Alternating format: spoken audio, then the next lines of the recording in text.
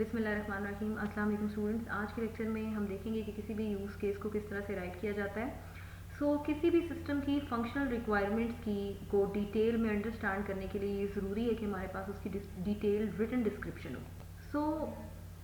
किसी भी use case को राइट करने के लिए हर वो टास्क जो हमारा यूज़र परफॉर्म करेगा, उस टास्क को हमने स्टेप्स और सीक्वेंस की मदद से स्पेसिफाई करना है। बेसिकली एक यूज़ केस जो है वो रिटन डिस्क्रिप्शन है हमारे पास कि कोई भी यूज़र हमारे सिस्टम को किस तरह से यूज़ करेगा by performing any kind of task और any kind of function by using our website और the software that we are going to build. User ने टास्क किस तरह से स्टार्ट करना है, सिस्टम ने किस तरह से रिस्पॉन्स करना है, हर स्टेप को हमने यहाँ पे सीक्वेंस में स्पेसिफाई करना है। यहाँ पे हम कुछ एग्जांपल्स भी देखेंगे कि किस तरह से किसी भी पर्टिकुलर सिस्टम के लिए हम यूज़ केसेस को राइट करते हैं।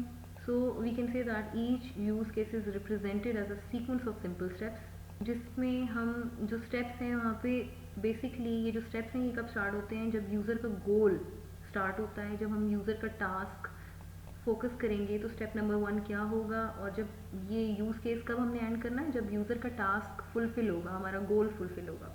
बेसिकली जो पर्पस है किसी भी यूज़ केस को राइट करने का वो ये है कि एक रिक्वायरमेंट एनालिस्ट हमारे सिस्टम की फंक्शनल रिक्वायरमेंट को बेहतर तरीके से अंडरस्टैंड करे। जितनी डिटेल या जितनी डेप्थ में जाके हम किसी भी फंक्शन को या रिक्वायरमेंट को एनालाइज करेंगे, उतने ही बेहतर तरीके से हमारा रिक्वायरमेंट एनालिस्ट उसको अंडरस्टैंड कर पाएगा, क्योंकि हमारे सॉफ्टवेयर की जो सक्सेस है वो डिपेंड कर रही होती है हमारी सेट ऑफ रिक्वायरमेंट्स पे। In order to get the clear understanding in the complete requirements and the clear requirements, we need to specify each and every functional requirements of the software in form of a use case. Now we will focus on the benefits of a use case. A use case is very important because it shows that how a system should behave in a process. कोई भी system किसी भी process में उसने किस तरह से response generate करना है, हम उसको वर्ड्स में स्पेसिफाई करेंगे। It also helps us in thinking process. हम ये कंसीडर कर सकते हैं कि how the things can go wrong in a task. Basically किसी भी यूज़ केस के थ्रू हम लिस्ट ऑफ गोल्स को गेट कर सकते हैं, लिस्ट ऑफ रिक्वायरमेंट्स को गेट कर सकते हैं, और इन्हीं लिस्ट ऑफ रिक्वायरमेंट्स की बेसिस पे हम ये एस्टिमेट्स लगा सकते हैं कि हमारे उस पर्टिकुलर सॉफ्टवेयर सिस्टम को बिल्ड करने के लिए हमें कितनी कॉस्ट जो है रिक्वायर्ड होगी। प्लस साथ में हम क्योंकि हम रिक्वायरमेंट्स को डिटेल में डेप्थ में एनालाइज कर लेंगे, अंडरस्टैंड कर लेंगे, तो हमें उसकी कॉम्प्लेक्सिटी का अंदाज़ा हो जाएगा कि जो सिस्टम हम बिल्ड करने जा रहे हैं उसका कॉम्प्लेक्सिटी लेवल हम डिटर्मिन कर सकते हैं।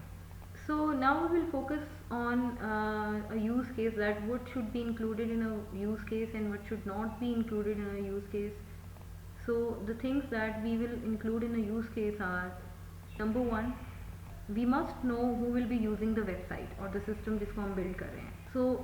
हर यूज़र के अकॉर्डिंग जो एक्शंस उसने परफॉर्म करने हैं, उन एक्शंस या उन फंक्शंस के बारे में भी हमें पता होना चाहिए, और बेसिकली यूज़र का गोल क्या है, उसका एम क्या है, वो किस मकसद के लिए उन टास्क को परफॉर्म कर रहा है, हमें उनके बारे में भी इंफॉर्मेशन होनी चाहिए, because these all things are the important part of writing the use case. और वो तमाम स्टेप्स जो उस फंक्शन या टास्क को परफॉर्म करने के लिए रिक्वायर्ड होंगे, उनका नॉलेज भी होना चाहिए, और किस तरह से हमारा सिस्टम रिस्पॉन्स जनरेट करेगा, उस रिस्पॉन्स के बारे में भी हमें आइडिया होना चाहिए।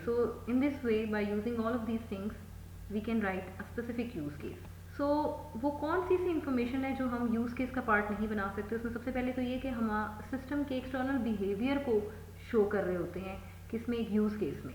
इसकी इम्प्लीमेंटेशन डिटेल्स के बारे में हम अपने यूज़ केस में कोई भी इंफॉर्मेशन जो है वो इंक्लूड नहीं करते। यहाँ पे हम इम्प्लीमेंटेशन जो नीड्स हैं उन पे फोकस नहीं करेंगे, और इम्प्लीमेंटेशन डिटेल्स हमारा फोकस नहीं है। यूज़र इंटरफेस की डिटेल या हमारे GUI की डिटेल भी इसमें शामिल नहीं है।